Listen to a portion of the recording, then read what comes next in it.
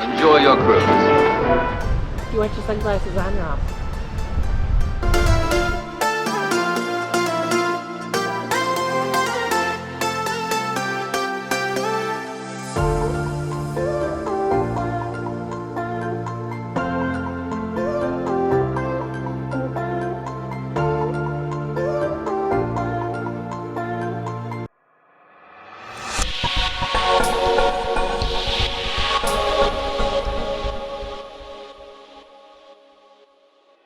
We're heading north from the Everglades to Cape Canaveral, where we're going to stay at Carrs Park, Kennedy Space Center. Located on the western edge of the Banana River, overlooking NASA and a space facility. Teddy, what you doing? What you doing? This is his new Carrs, or the Kennedy Athletic, Recreation, and Social Parks, is accessible to DoD and Kennedy Space Center civilians. A link below will describe who's allowed.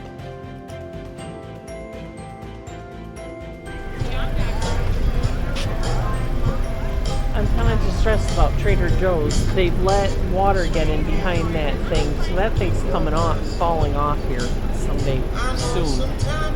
You know what?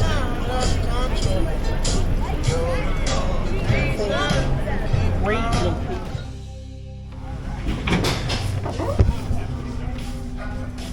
Oh, these are so pretty. Get these, aren't they pretty? So I wonder if this is what took over for what they had on it. Well, look what they're building behind us. Looks like the stage. When you think about it, with the hotels and stuff next door, they were always annoyed by the music and always had to shut down early. If it points out that direction. Several years ago, Westgate Resorts purchased the pier.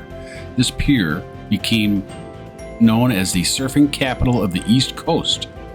Cocoa Beach native and 11-time world champion Kelly Slater, as well as Dick Catree, widely considered as the godfather of East Coast surfing, surfed the waters surrounding this pier, which stretches 800 feet out into the Atlantic Ocean.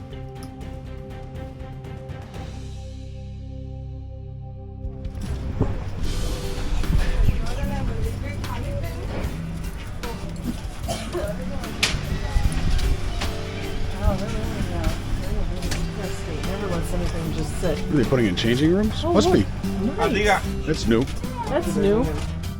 The pier always appears to be either under reconstruction or renovation.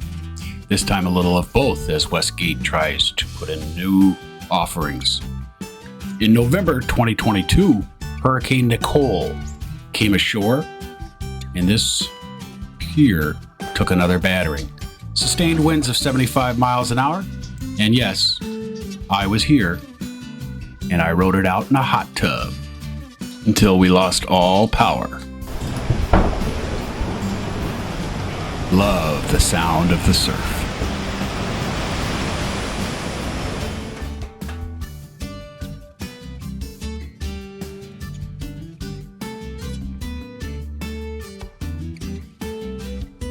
At the end of the pier is the Riki Tiki Tavern, a great spot to watch the surfers, windsurfers, and kite surfers.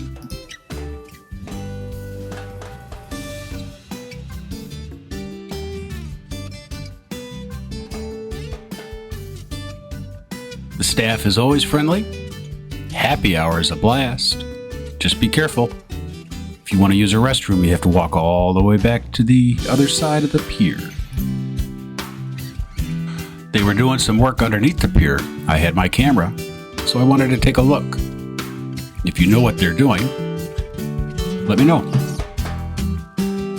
We then headed over to one of our favorites, Coconuts on the Beach, downtown Cocoa Beach, for dinner.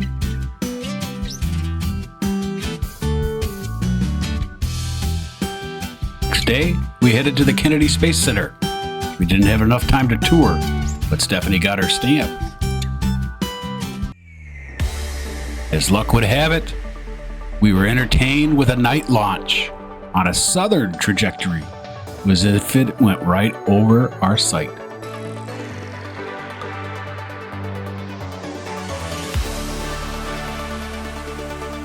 In my 15 or so years of visiting this area, I've seen numerous launches. Doesn't matter how many you've seen, it's always spectacular. Although I do miss the shuttles. Day or night, they were out of this world. A Falcon 9 Heavy may come close. I strongly encourage, go to visit the area and watch a launch.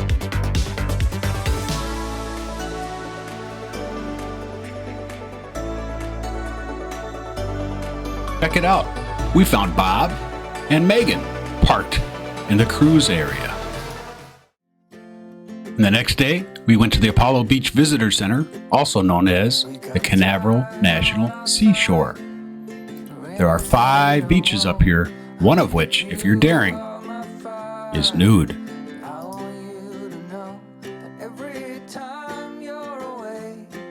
Watching and listening to the surf just takes all my stress away.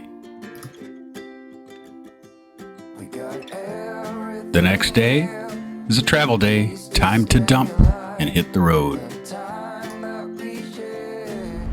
Good morning. It's Thursday, February, I think it's the 16th. I don't have my glasses on. So we've begun our trek back to Milwaukee, unfortunately. Still nice here in Tallahassee. We stayed at the Tallahassee Automobile and Collections Museum. Great harvest host. There was probably about a dozen rigs in an expansive field. No hookups, but very pleasant. You'd also have to be here before 5 o'clock because they close the gate. They do give you an emergency code in case you need to leave. And of course, all 911 responders know how to get in. We unfortunately didn't have time to tour the museum, which actually looks pretty cool. So we just gave a nice contribution to them and said thank you. Today we're going to be headed up to Alabama. I've been looking at the weather. It's starting to get colder. Milwaukee is under a winter storm warning. They're supposed to get 6 to 8 inches. By the time we're rolling in next week, back into the 50s and 40s. So hopefully we miss it. We might hit a little weather today going into Alabama. We'll have to wait and see. Some rain would be good to wash off the salt from all of our Florida tripping. But we will let you know where we land. We're supposed to be at another harvest host tonight, just southeast of Birmingham, a brewery. So we'll see what happens there. Expansive grounds to accommodate numerous travelers. I think we were the last to leave.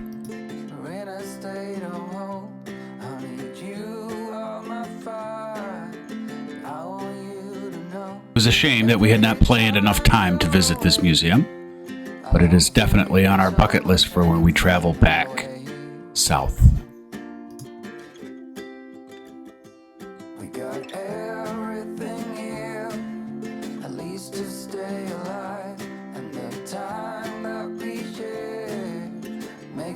And hey, wait a second. Is that a muffler man from Route 66?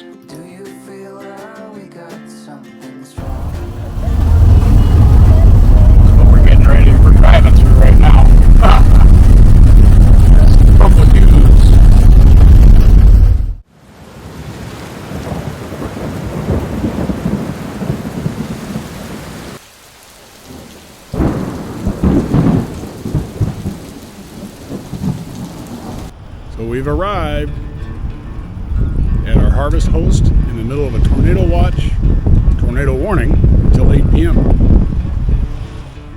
This is the Siluria, Siluria Brewing Company in Alabaster, Alabama. Cleansing rain now and then. The skies have opened up.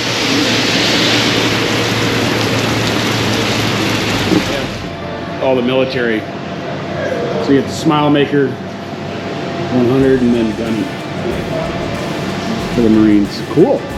Very cool. So you actually do.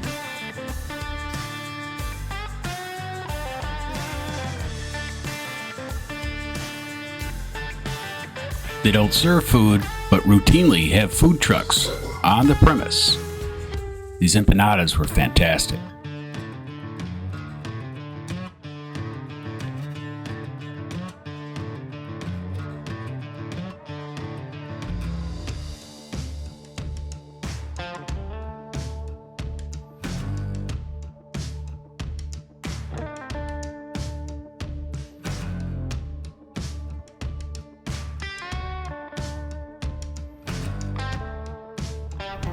Hi, everybody. Good morning. It's February 17th, and we are in Alabaster, Alabama. Yes, right in the center of the state, where Alabaster is mine. Who knew? And this morning we woke up at a brewery. Siluria Brewing Company is a veteran-owned business. A couple started a couple years ago, and it has a tons of craft brewery, and it's operated by veterans, and we had a fabulous time. We stayed here under Harvest Host. If you come by, make sure you check out the beer, Rock the Cock. It's actually very good. It's Cock on the Rock. I thought it was Rock the Cock. Okay.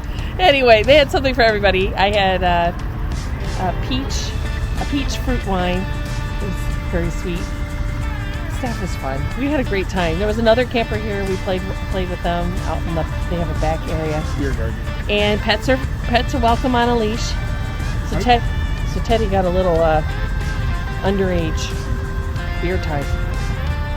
Right, Teddy? So now it's time to hit the road. We're headed up towards Missouri. Yes, we're on our way back home. Yeah, unfortunately, we woke up this morning and it was 42 degrees outside. It was so no more shorts and flip-flops. 76 when we went to bed. And it rained all night so hard. But Alabama is beautiful. We really like it. Right. Got a lot of the pollen and the salt water off. So nature's car wash. All right. Time to hit the road. We'll talk to you soon.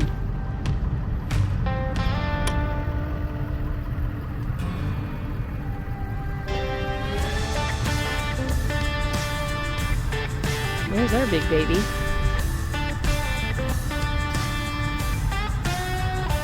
Teddy, you're living in the dream. You woke up at a brewery, buddy. He's 10 months old now. Still not old enough to drink. Yeah, beautiful. We didn't have train tracks next to us, and we didn't even notice.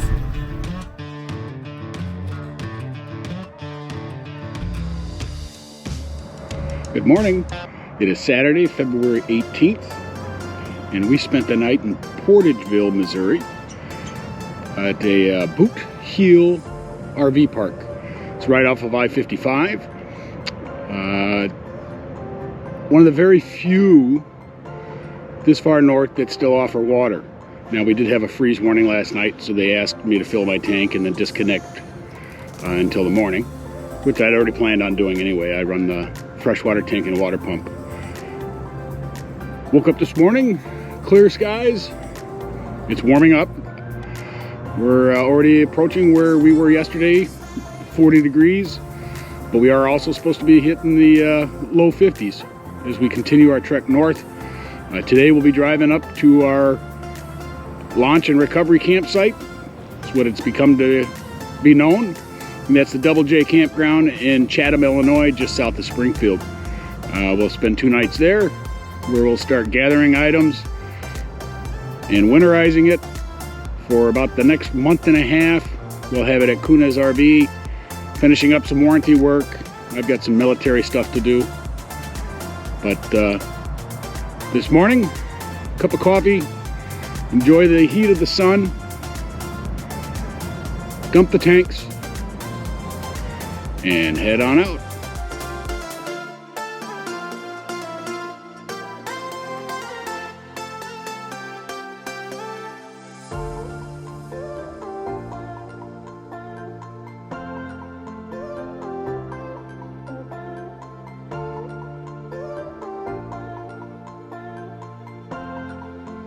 At least there's no snow on the ground. We're going to be heading south again shortly. Please let us know what you think. Comment, subscribe, and share with others. We'll see you on our next journey.